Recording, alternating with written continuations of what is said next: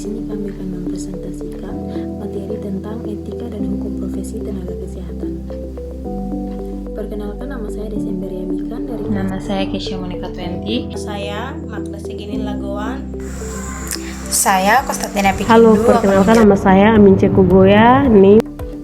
Sebelum masuk dalam pembahasan utama, berikut gambaran singkat dari materi yang akan kami bahas. Pertama, tentang pentingnya etika dan hukum dalam pelayanan kesehatan. Kedua, hubungan antar keduanya dalam membimbing tindakan tenaga kesehatan. Yang ketiga, contoh pelanggaran etik. Dan yang terakhir, jenis-jenis sanksi yang mungkin diterima tenaga kesehatan. Dalam laporan kami terdapat 3 rumusan masalah. Yang pertama, bagaimana hubungan etika profesi dan hukum kesehatan. Yang kedua, apa saja contoh pelanggaran etik. Yang ketiga, sanksi apa yang berlaku bagi tenaga kesehatan. Etika profesi merupakan pedoman moral bagi tenaga kesehatan dalam bersikap dan bertindak, seperti menjaga kerahasiaan, kejujuran, serta menghormati pasien. Hukum kesehatan adalah aturan resmi negara yang mengatur pelayanan kesehatan agar aman, benar, dan memiliki dasar legal, misalnya memiliki STR dan SIP. Keduanya saling melengkapi. Etika menuntun moralitas, sedangkan hukum memberikan batasan legal dalam praktik. Tenaga kesehatan harus memenuhi standar etik dan standar seperti menghormati pasien serta memperoleh informed consent sebelum tindakan. Dengan demikian, etika dan hukum bersama-sama memastikan pelayanan aman, bermutu, dan bertanggung jawab. Baik, di sini saya akan memberikan contoh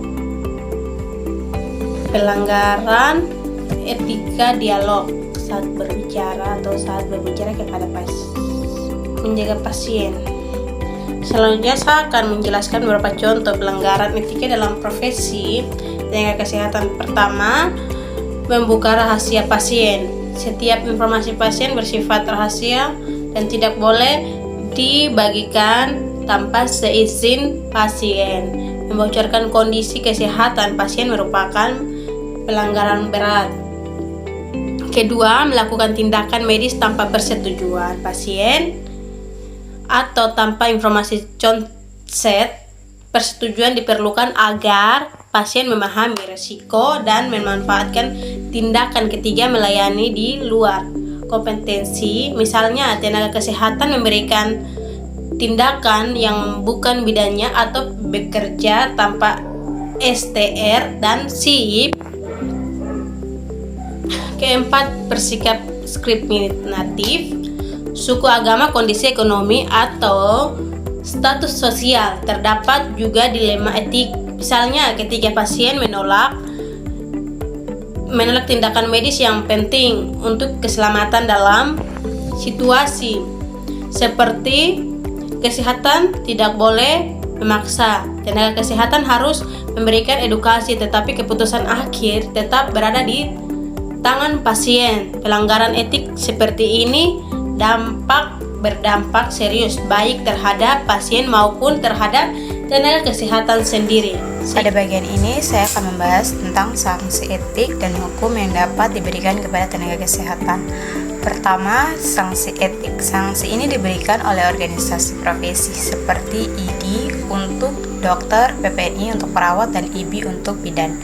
Bentuk sanksinya meliputi teguran, peringatan keras, pembinaan, skorsing praktik, hingga pencabutan keanggotaan organisasi profesi.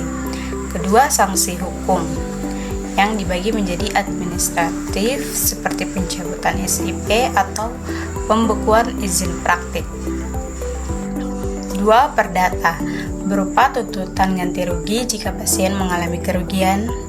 Yang ketiga, pidana, misalnya penjara atau denda apabila tindakan tenaga kesehatan terbukti menyebabkan cedera berat atau kematian. Selain itu, terdapat sanksi-sanksi sosial seperti tekanan dari masyarakat atau hilangnya kepercayaan publik terhadap tenaga kesehatan tersebut. Pemberian sanksi ini bertujuan bukan hanya menghukum tetapi juga untuk menjaga profesionalisme, melindungi pasien, dan memastikan mutu pelayanan kesehatan tetap terjaga. Di sini kami akan mengambil kesimpulan dan saran dialog. Sebagai penutup, berikut adalah kesimpulan dari materi kami, yaitu etika profesi dan hukum kesehatan merupakan dua aspek yang tidak dapat dipisahkan dalam pelayanan kesehatan.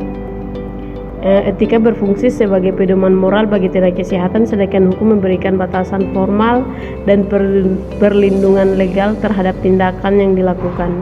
Keduanya harus berjalan seimbang agar pelayanan kesehatan dapat diberikan secara aman, bermutu, serta sesuai standar. Pelanggaran terhadap etika maupun hukum dapat mengakibatkan sanksi berupa teguran, hukuman administratif, perdata, pidana, bahkan sanksi sosial. Adapun saran kami, yang pertama, tenaga kesehatan perlu terus memperdalam pengetahuan tentang etika dan hukum. Yang kedua, institusi kesehatan harus memperkuat komite etika dan menyediakan pedoman yang jelas. Yang ketiga, organisasi profesi perlu meningkatkan pengawasan dan pembinaan. Yang berikut, masyarakat perlu memahami hak dan kewajiban sebagai pasien. Yang kelima, pemerintah perlu memperbarui regulasi agar sesuai perkembangan pelayanan kesehatan. Wawancara dalam laporan ini dilakukan di Puskesmas Emerau Padambulan sebagai metode pengumpulan data untuk memperoleh informasi langsung mengenai penerapan etika dan hukum profesi tenaga kesehatan dalam pelayanan sehari-hari. Melalui wawancara, kami mendapatkan gambaran tentang pemahaman tenaga kesehatan terhadap kode etik profesi, kewajiban kepemilikan STR dan SIP, serta bagaimana tenaga kesehatan menyikapi dilema etik yang sering muncul dalam praktik pelayanan. Hasil wawancara menunjukkan bahwa etika dan hukum menjadi pedoman penting dalam pengambilan keputusan pelayanan, guna melindungi hak pasien sekaligus tenaga kesehatan itu sendiri.